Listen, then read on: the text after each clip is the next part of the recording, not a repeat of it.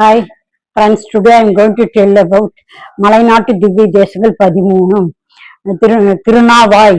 முதல் திவ்ய தேசம் திருநாவாய். பெருமாள் நாராயணன், நாவாய் முகுந்தன், நின்ற திருக்குளம், கிழக்கே திருமுகமண்டலம், தாயார் மலர்மங்கை தாயார், விமானம் வேத விமானம், தீர்த்தம் கமல தடாகம், பிரதிக்ஷம் லட்சுமி கஜேந்திரன், மங்களாசனம் நம்மாழ்வார், திருமங்கியாழ்வார் 13 பாசனங்கள் பாடப்பட்டுள்ளது.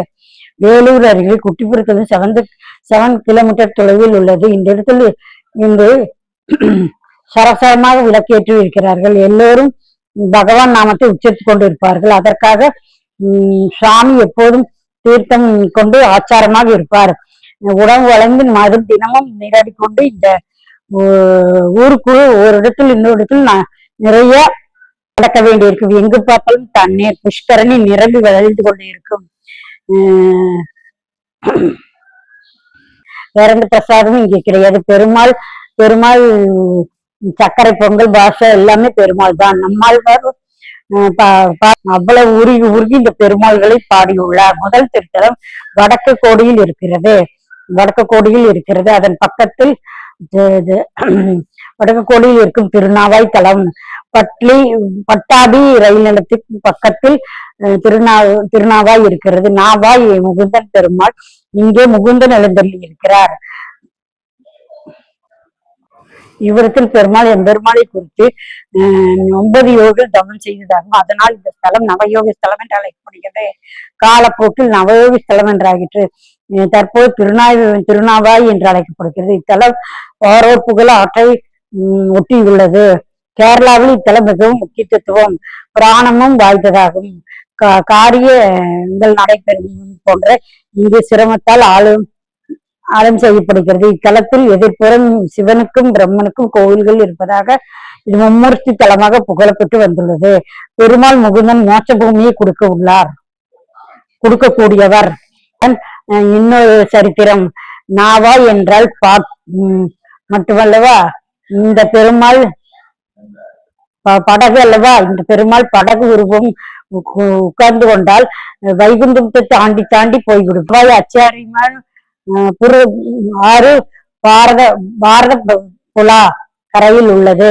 காசு தர்ப்பணம் செய்வதால் நாம் சென்று திருநாவலி தர்ப்பணம் செய்தால் காசில் கிடைக்கும் பலன் கிடைக்கும்.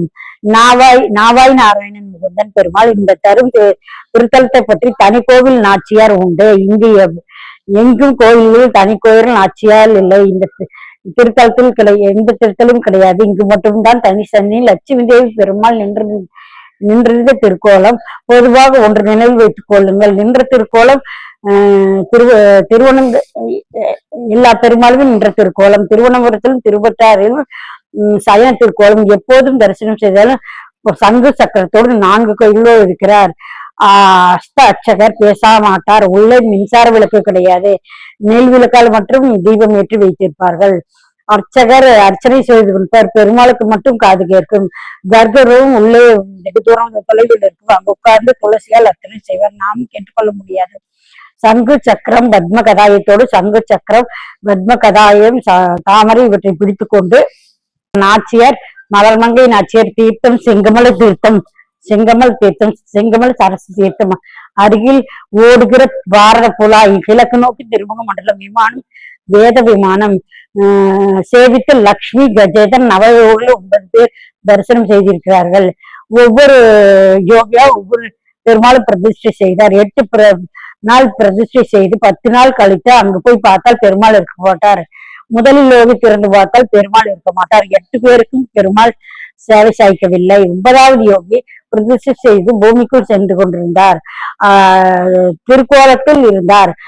முழங்கால் கையில் வரையில் பெருமாள் பூமிக்குள் சென்று விட்டார். இப்போதுதான் இந்த பெருமாளும் பூமிக்குள் போய்கொண்டிருக்கிறார். ஏன் இப்படி என்று ஓரால் சேவை சாய்க்க வேண்டும் என்று சொல்ல இன்னொரு திருநாவாயில் முழங்கால் அளவு பூமிக்குள் சென்ற மாதிரி தான் காட்சி கொடுத்திருக்கிறார். அவரை மொத்த திருவையோடு சேவிக்க முடியாது. முக்கால் அளவு உள்ளே சென்றிருப்பார். அதுவோடுதான் தரிசனம் செய்ய வேண்டும்.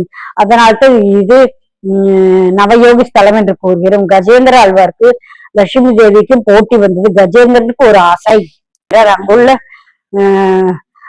அங்குள்ள இங்கே மட்டும் நாமம் புஷ்பங்களை